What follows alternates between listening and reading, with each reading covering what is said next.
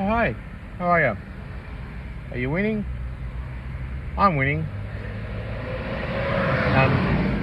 Every day alive for me is a win, and especially after the government ordered a state-sanctioned targeted killing, and I managed to escape the murder because I whistle blew on it and I published the evidence that was about to happen. So then the very government that ordered the killing through Bill Shorten had to stop my murder because they would have had blood on their hands, and they can't be seen to be a democracy that targets, harasses, robs, tortures, and then murders a gay, disabled whistleblower, because that's not going to look good on the resume of Australia, is it? So now that that's occurred, there's not a person who will even deny that that happened. So when you make such a serious allegation as the government attempted to assassinate me, and nobody rebukes it and nobody denies it, and in addition to that, not a single report is made to police or an ombudsman or a politician or a person in the legal fraternity or anywhere, it demonstrates some evidence that everyone knows about it, and there's some institutional complicity in my attempted assassination. My mother says that's bullshit, but even if she can't or won't see the proven assassination attempt that was orchestrated on my life in Port Macquarie, that was confirmed by an NDIS provider, Ben, who had to sign a confidentiality agreement to never speak of it to anyone, but for which I've got the evidence of his confirmation that the two assassins were actually caught. If she can't or won't see that, what the world can see is this. I don't have a home. That's Crystal, my therapy dog, and we live in the car. And I have one change of clothes. I've been obstructed from all legal aid, and there's not a single government agency that will help me. I can't report a crime to police. I'm a whistleblower who's been left unprotected under the legislation of the PID Act, and my entire existence is underpinned by that, and it's a political reprisal. What everyone can also see is that I'm in Sydney, and everyone will know that I'm from Melbourne, and that's because I'm a politically displaced refugee, and I'm seeking asylum within the democracy of my citizenship as an erased citizen. I've been decommissioned, de-identified, and there is a mandate of the government with which to deconstruct my life, silence my whistleblowing, and sustain the status of the corrupt elite who are currently in power. Now, I must be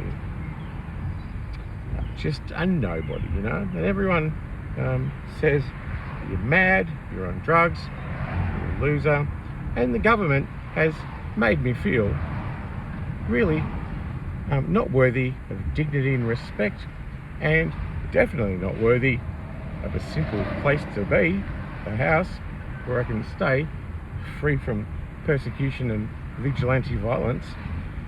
And everyone can also see that I need a shower, I need some money, my phone's not working, so I'm just driving around trying to find some Wi-Fi, and I have been financially abused to the absurd degree of not having any insurance, settlement, compensation.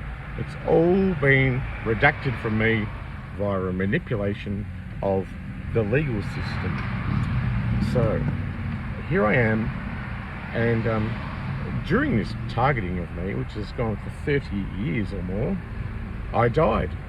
I suffered a fatal self-inflicted injury inside a hospital.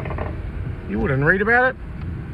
I've died during the targeting, and that means the government is guilty of institutional murder, because you can't fake a death.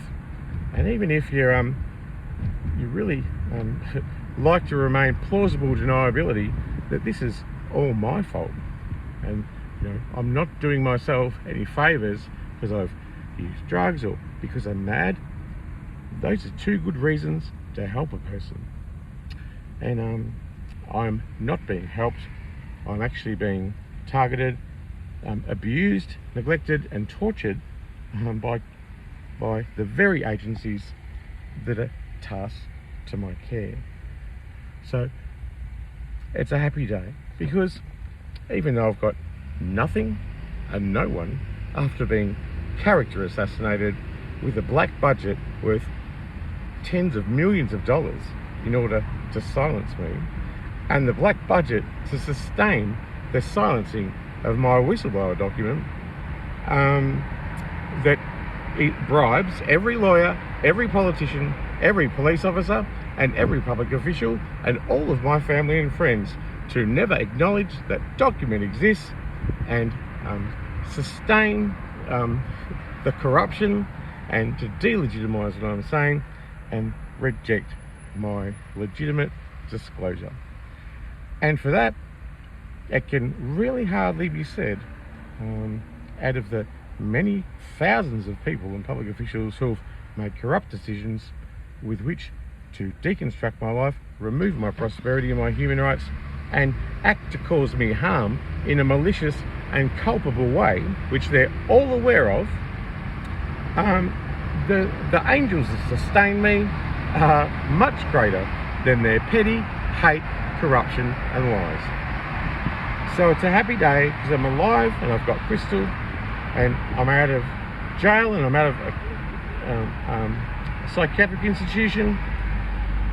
But the problem still remains that I don't have the necessary attributes with which to exist in a democracy, and I don't have any access to money, which is the thing you need to actively participate in a democracy.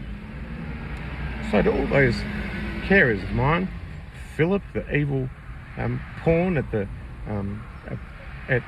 New South Wales trustee and public guardian, and WorkCover and Centrelink and the AAT and Comcare and HCF and every politician, every lawyer, every cop, you're not really doing a good job when it comes to me.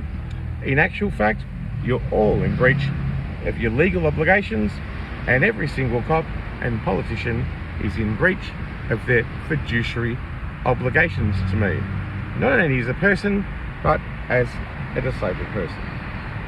And before you can say I'm a rapist, I'm a pedophile, I'm an extortionist or I'm a terrorist, I'd just like to say that I've got the evidence of a fabricated report from Debbie. Hi Debbie, hope you're well. that was paid. She was paid to fabricate a report to police, which is why they've treated me so bad in the longest gay bashing in Australia's history. And I've also got evidence that the police have been going ahead into public spaces where I meet legitimate people to have sex with as an adult, and they've been telling them I have sex with dogs and sex with minors. So before you believe the libel and slander that any authority tells you, just remember that the authorities would have targeted, persecuted, tortured and murdered a gay, disabled, unprotected whistleblower, itself a breach of this country's ethos and this country's legislation which governs the nation. So the authorities are corrupt. I'm alive, and I'm going to upload this video when I finally find a McDonald's or somewhere. And McDonald's are always good when you're a homeless person because you can have a shit there, you know. And the other thing is, I just want to say very bluntly, homelessness is not consistent with NDIS policy, which is meant to fundamentally give independence to people within the community. And when you live on the road with your therapy dog, which is animal cruelty, really, It's just an absurd reality of how I'm targeted by the very institutions meant to my care. I'm a murder victim.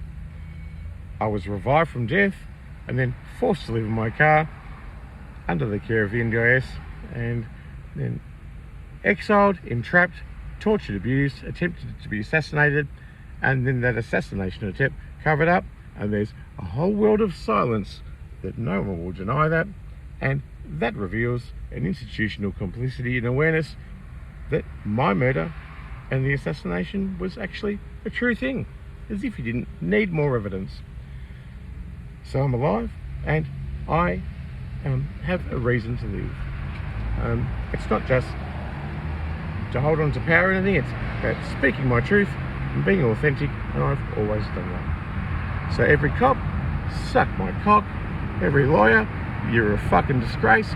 Every politician, you're nothing but a fucking bureaucratic pawn and collecting the fucking cash as you ride high on collecting the money while you're abusing a vulnerable, disabled person. You are a disgrace, every politician. And I'm just about to head off. That was 11 and a half minutes of the most egregious human rights violation in this country's history when it comes to corruption around a whistleblower. And that's my little statement. And I wish you all an amazing day, because you've probably got up, had some brekkie, had a cup of tea, go out with a friend, go to work. All those things have been taken from me. I see life through a very different lens these days. It's one of begging, of barely getting through to the next moment, especially with corrupt intelligence, organised criminals who are assassins who are following you all around the country. From Sydney to Canberra twice, to Port Macquarie, to Coffs Harbour, to Wollongong twice. I've been around and I've been on the run, and not a single person is at all bothered that paid assassins, criminal contracted killers are on my tail, and the police are aware of it. And I just want you all to be aware of it as well, because if this can happen to me, it can happen to you.